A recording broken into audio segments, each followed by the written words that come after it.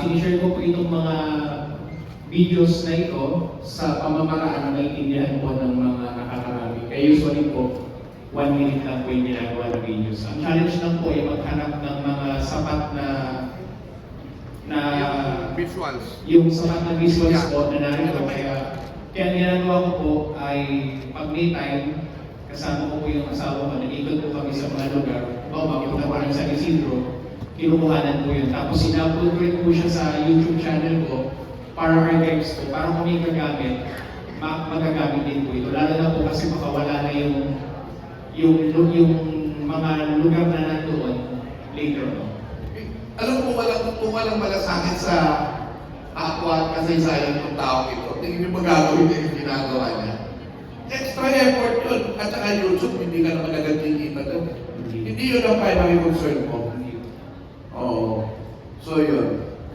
Imbitahan mo naman sila sa kanila, sa iyong subscribe. Although nilagay ko na, ako na naglagay ng kanyang material dyan sa inyong maganda yung meron tayong community. Yan yung community natin, yung ating chat.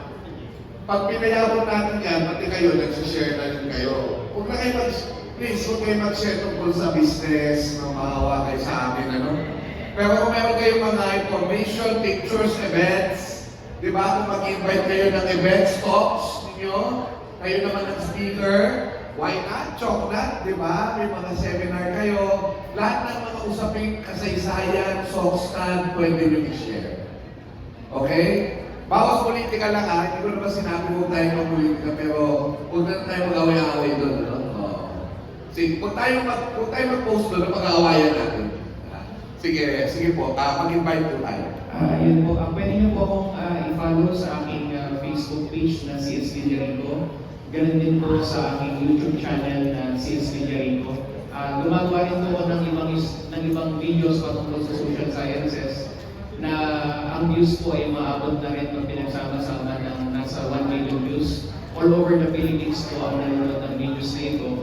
At Tagalog po siya. Kaya usually pa na-comment po yung mga bata, sinasagot ko rin po sila.